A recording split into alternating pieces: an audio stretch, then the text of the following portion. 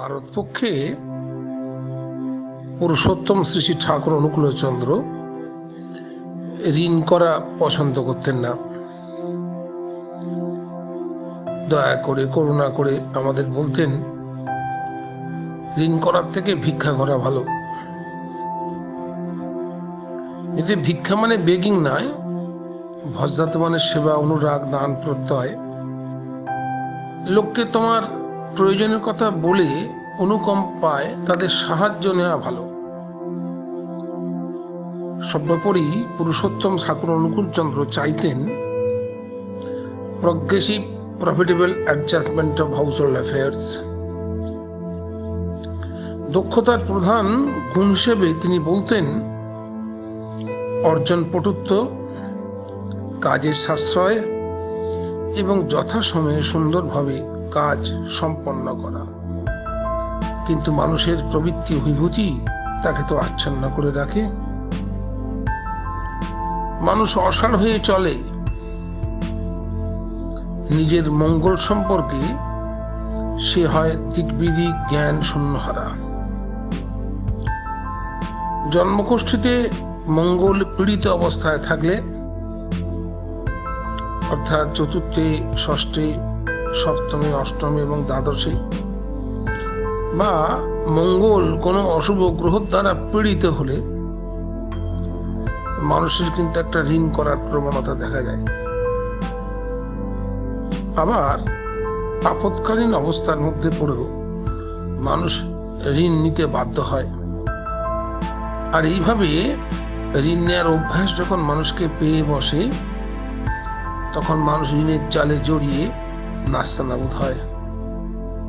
নিজেদের নিরাপত্তার দিকে চেয়ে আমাদের তাই হুঁশিয়ারি চলন একান্ত প্রয়োজন। বিপদ আপদ ঘাড়ের ওপর এসে পড়লে আমরা টের পাই, কিন্তু আগে তো তার সংকেত পাই না। নিরাকরণী প্রস্তুতিও যে আমাদের থাকে না, ঋণগ্রস্ত হয়ে আমরা নানাভাবে বিধ্বস্ত হই। তাই পরম পুরুষ পরম প্রেমময় শ্রী শ্রী ঠাকুর অনুকূলচন্দ্র কতগুলি নির্দিষ্ট টোটকা আমাদের দিচ্ছেন, যাতে আমরা ঋণগ্রস্ত অবস্থা থেকে মুক্ত হতে পারি। প্রথমেই ঠাকুর বলছেন, ওরে ঋণী, আইরে কাছে, আমার কথা শোন। ধার করলি শোধ দিও তা কমিয়ে প্রয়োজন। ঠাকুর বলছিলেন, যদি তুমি ঋণ করে থাকো, তোমার প্রয়োজনকে ক্ষুণ্ণ করে হলেও ঋণ শোধ দেবার জন্য তৎপর থেকো। এমনতর তৎপরতা তোমাকে আস্তে আস্তে ঋণ মুক্ত করে দিতে সাহায্য করবে। ঠাকুর দ্বিতীয় টোটকা হিসেবে বলছেন, ঋণের তাগিদ এলে পরে ফিরাস নে তাই খালি হাতে, যেমন থাকিস, পারিস যদি, করি দেখ না কি হয় তাতে। ঠাকুর বলতেন, পাওনাদার আসলে যাই থাক, কিছু দেবে, সে যত সামান্যই হোক, তা সে নিতে না চাইলেও জোর করে দিতে হয়। অর্থাৎ তুমি যে ঋণ পরিশোধ করার একটা তাগিদ নিয়ে আছো, একটা চঞ্চলতা নিয়ে আছো, এটা যেন পাওনাকারী, অর্থাৎ যিনি পাওনাদার, তিনি যাতে টের পান। এটা তার মনে একটা সান্ত্বনা আনবে, সে একটা ভরসা পাবে যে তুমি কখনো তোমার নেওয়া ঋণ থেকে তাকে বঞ্চিত করবে না। ঠাকুর তৃতীয় টোটকা দিয়ে বলছেন, কথা দিলেই করতে হবে, নিশ্চয় জানিস মনে, না পারলে তুই বুঝিয়ে তারে জানাবি সেই ক্ষণে। ঠাকুর বলতেন, নির্দিষ্ট ওয়াদা করতে নেই, ঋণ পরিশোধের নির্দিষ্ট ওয়াদা করতে নেই, বলতে হয় অমুক দিনের মধ্যে কিছু দিতে চেষ্টা করব। চেষ্টা করবো যদি বলো, তাহলে অবশ্য দিও, এই ভেবে তুমি সময়ের পূর্বেই তা দেওয়ার চেষ্টা করো। ওয়াদা মতো যে সময় যা দেবার সবটা যদি না দিতে পারো, তাহলেও একটু আগে তার কাছে গিয়ে যা পারো দিয়ে তোমার অবস্থার কথা তাকে জানিয়ে তার কাছ থেকে ক্ষমা ভিক্ষা করে আসবে। ওই অবস্থায় একটু আগে তার কাছে যাবার কথা ঠাকুর বলছেন কেন?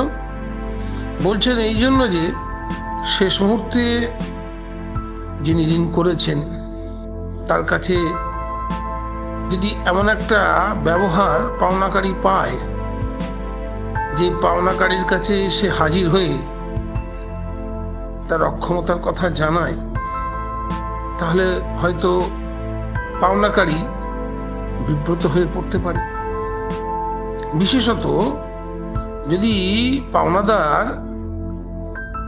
যিনি ঋণ করেছেন তার কথার উপর দাঁড়িয়ে যদি আরো কাউকে কথা দিয়ে থাকে, কিংবা বিশেষ কোনো প্রয়োজনীয় কাজের পরিকল্পনা করে রাখে, তাহলে তো সে বেজায় চটে যাবে।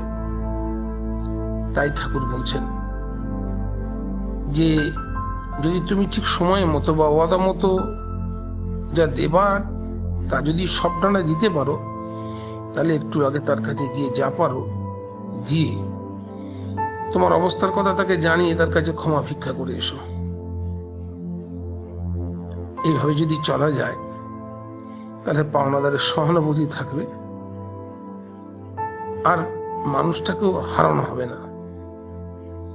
কারণ বিপদের প্রয়োজনে একদিন যে তোমাকে দিয়ে পুষ্ট করেছে, সেরকম একটা মানুষকে হারানো মানে কিন্তু একটা দুনিয়াটাকে হারানো। তাই ঠাকুর প্রায়শই বলতেন, ওয়াদা মতো দিতে না পারলে ওই অবস্থায় একটু আগে পাওনাদারের কাছে গিয়ে তোমার অক্ষমতার কথা জানাও, নাহলে সে হয়তো বিব্রত হয়ে পড়বে। কারণ হয়তো সে তোমার কথার উপর দাঁড়িয়ে আরো কাউকে কথা দিয়েছে বা কোনো প্রয়োজনীয় কাজের পরিকল্পনা করেছে। চতুর্থ টোটকায় ঠাকুর বলেন, ঋণ কারতি করে থাকলে রাখিস মনে এই চলাটি, চার আগেই নজর রেখে ফিরিয়ে তারই দিবি খাঁটি।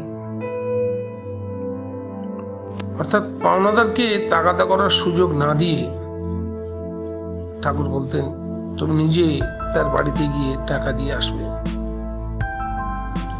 হয়তো তখন টাকা দেবার কথা নেই, হঠাৎ হয়তো তোমার হাতে কিছু জুটে গেল, নিজে গিয়ে দিয়ে আসলে, বললে আজ এই 3টে টাকা হাতে এসেছে ভাই, আমি ভাবলাম আপনাকে দিয়ে যাই, আমার যে টানের সংসার সবই তো জানেন, হাতে থাকলে খরচ হয়ে যাবে।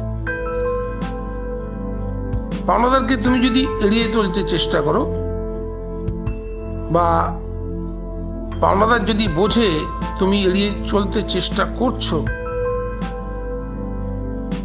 তাহলে কিন্তু খুবই মুশকিল। যাতে এমনটা সে কিছুতেই বুঝতে না পারে।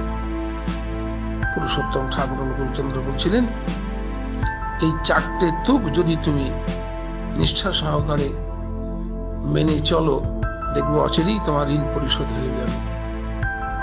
ঋণগ্রস্ত হয়ে আর ঝঞ্ঝাট ঝামেলার মধ্যে কিন্তু তোমাকে থাকতে